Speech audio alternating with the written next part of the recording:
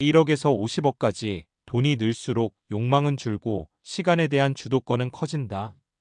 은퇴를 앞두고 있거나 은퇴를 진지하게 생각해 본 사람이라면 한 번쯤 이런 질문을 해봤을 거다. 도대체 얼마면 충분한 걸까? 1억이면 불안하고 5억이면 아직 부족한 것 같고 10억쯤 되면 마음이 좀 놓이는데 막상 그 지점에 서보면 또 생각이 바뀐다. 이상하다. 돈이 늘어날수록 사고 싶은 것도 하고 싶은 것도 오히려 줄어든다. 대신 전에는 잘 느끼지 못했던 어떤 감각이 점점 커진다. 그게 바로 시간에 대한 주도권이다. 젊을 때는 돈이 곧 욕망이었다. 더 벌고 싶고, 더 쓰고 싶고, 더 많이 가져야 안심이 됐다. 하지만 은퇴라는 단어가 현실로 다가오기 시작하면 욕망의 방향이 바뀐다. 얼마를 벌까보다 내 시간을 어떻게 쓸 수 있을까가 더 중요해진다. 돈이 많아질수록 욕망이 줄어드는 이유. 이건 단순히 사람이 욕심이 없어져서가 아니다. 불안이 줄어들기 때문이다. 1억 근처에 있을 때의 불안은 생존의 불안이다. 갑자기 아프면 어떡하지? 직장을 잃으면 어떡하지? 노후는 가능한 걸까? 같은 질문이 계속 따라다닌다. 이 단계에서는 욕망처럼 보이는 것들의 상당수가 사실은 불안의 다른 이름이다. 그런데 자산이 10억, 20억을 넘어가기 시작하면 불안의 성격이 달라진다. 굶을까봐 걱정하는 단계는 이미 지났고 이제는 이 돈을 벌기 위해 계속 이렇게 살아야 하나? 라는 질문이 등장한다. 이때부터 욕망은 줄어들고 대신 선택권이 눈에 들어오기 시작한다. 은퇴 준비의 본질은 돈의 크기가 아니다. 많은 사람들이 은퇴 준비를 숫자로만 생각한다. 은퇴하려면 최소 얼마가 필요할까? 하지만 실제 은퇴자들이 가장 많이 하는 말은 이거다. 돈보다 시간이 문제였다. 은퇴 후 삶에서 진짜 중요한 건 월 지출을 감당할 수 있느냐보다 내가 내 시간을 통제할 수 있느냐다. 아침에 알람 없이 일어날 수 있는가? 하기 싫은 인간관계를 피할 수 있는가? 돈이 안 돼도 의미 있는 일을 선택할 수 있는가? 이 질문들에 그렇다고 말할 수 있게 되는 순간 사람은 욕망을 내려놓기 시작한다.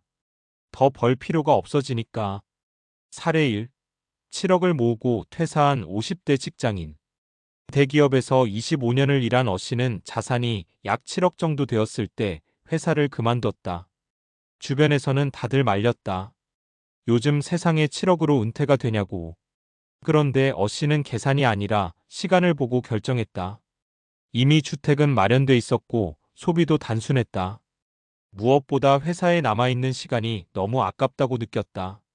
퇴사 후 그는 소득이 절반 이하로 줄었지만 만족도는 오히려 올라갔다.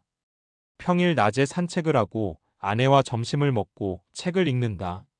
돈을 더 벌 수는 있었겠지만 그건 내 시간이 아니었어요. 이 사례에서 핵심은 자산 규모가 아니라 시간의 주인이 바뀌었다는 점이다. 사례 2. 30억 자산가에 아무것도 안 사는 생활. 자산이 30억이 넘는 B씨는 의외로 소비가 거의 없다. 명품도 없고 외제차도 없다. 그에게 돈은 더 이상 욕망을 자극하지 않는다. 대신 그는 이렇게 말한다. 급하게 움직이지 않아도 되는 게 제일 좋아요. 회의가 싫으면 안 가고 사업 제안이 와도 천천히 검토한다. 싫은 사람과는 굳이 만날 이유가 없다. 이 모든 게 가능한 이유는 하나다.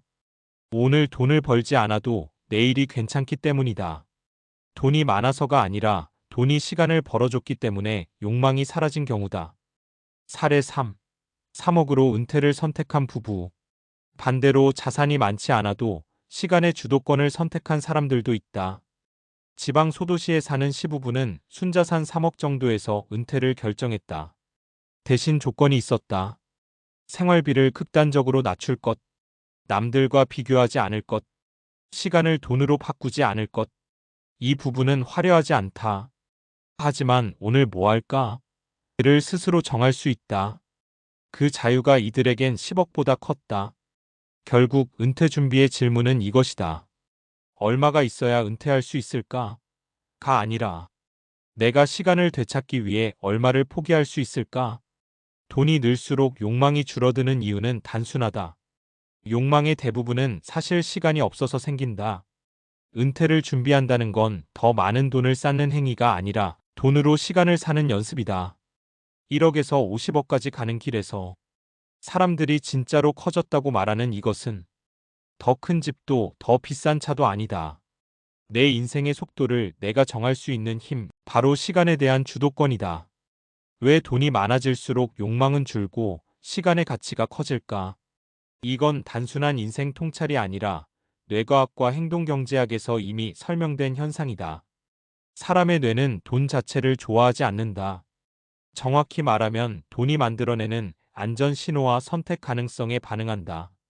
1. 욕망은 결핍에서 나온다. 마슬로우의 욕구 단계 이론. 심리학에서 가장 기본이 되는 이론 중 하나가 마슬로우의 욕구 단계 이론이다. 아주 단순하게 말하면 이렇다. 생존이 불안할 때 돈은 절대적인 욕망의 대상. 생존이 안정되면 관계, 존중, 자율성으로 관심 이동. 1억에서 5억 구간은 대부분 아직 안전 욕구 단계에 있다. 그래서 돈이 늘어날수록 아직 부족한 것 같은데? 라는 생각이 반복된다. 하지만 어느 지점을 넘어서면 뇌는 이렇게 판단한다. 이제 죽지는 않겠네. 그럼 다음은? 그 다음 단계에서 뇌가 찾는 건 더 많은 돈이 아니라 내가 통제할 수 있는 영역이다. 이때 돈의 역할은 욕망의 대상이 아니라 도구로 바뀐다. 이 도파민은 돈의 크기보다 통제감에 더 반응한다. 뇌과학적으로 봐도 이 변화는 설명이 된다. 우리가 흔히 말하는 행복 호르몬, 도파민은 사실 보상 그 자체보다 예측 가능성과 통제감에 더 크게 반응한다. 연구에 따르면 같은 돈을 받더라도 내가 선택해서 얻었을 때 도파민 분비가 훨씬 크다. 즉, 월급처럼 정해진 돈 자극 감소. 내가 원할 때 일하고 원할 때 쉬는 구조 만족도 증가. 이게 바로 자산이 늘어난 사람들이 돈은 더 벌 수 있지만 굳이? 라고 말하기 시작하는 이유다. 그들은 이미 돈으로 통제감을 확보했기 때문이다. 3. 은퇴를 고민할수록 시간 할인율이 바뀐다. 행동경제학에는 시간 할인율이라는 개념이 있다. 사람은 미래의 보상보다 현재의 보상을 더 높게 평가한다는 이론이다. 그런데 나이가 들수록 특히 은퇴를 의식하기 시작하면 이 할인율이 급격히 변한다. 젊을 때 지금 고생하면 나중에 좋아질 거야. 시간은 많고 돈은 적다. 은퇴 전후 나중이 과연 있나? 돈은 있는데 시간이 줄어든다. 이 시점에서 뇌는 자연스럽게 판단을 바꾼다. 미래의 더 큰 돈, 지금의 자유로운 하루. 그래서 은퇴를 앞둔 사람일수록 수익률보다 안정성을 보고 확장보다 유지에 관심을 두고 성장보다 리듬을 중시한다. 욕망이 줄어든 게 아니라 우선순위가 바뀐 것이다. 4. 주도권은 스트레스 호르몬을 줄인다. 여기서 아주 중요한 과학적 포인트가 하나 더 있다. 시간을 통제할 수 있을수록 코르티솔 스트레스 호르몬이 줄어든다는 사실이다. 출근 시간이 정해져 있고 해야 할 일이 강제되고 관계를 끊을 수 없는 상태. 이 구조는 돈이 많아도 스트레스를 만든다. 반대로 일하는 시간을 내가 정하고 싫으면 거절할 수 있고 쉬는데 죄책감이 없을 때 뇌는 이 상태를 안전한 환경으로 인식한다. 그래서 일정 자산 이상이 되면 사람들은 더 큰 집보다 더 비싼 차보다 급하지 않아도 되는 하루를 원하게 된다. 그래서 은퇴 준비의 방향은 이렇게 바뀌어야 한다. 이쯤 되면 질문이 하나로 정리된다. 나는 얼마를 모아야 할까? 나는 언제부터 시간을 선택할 수 있을까? 은퇴 자금 계산표에는 잘 나오지 않지만 실제 만족도를 좌우하는 건 이 세 가지다. 고정비를 얼마나 낮출 수 있는가? 돈을 벌지 않아도 유지되는 시간이 얼마나 되는가? 싫은 일을 거절해도 괜찮은가? 이 조건들이 충족되는 순간 욕망은 줄고 불안은 약해지고 시간의 존재감은 커진다. 결국 사람은 돈을 원한 게 아니다. 사람이 정말 원했던 건 안 쫓겨도 되는 삶, 늦어도 괜찮은 하루, 멈춰도 무너지지 않는 구조. 돈이 1억에서 50억으로 늘어나는 동안 욕망이 줄어든 이유는 간단하다. 이미 원하는 걸 돈으로 사버렸기 때문이다.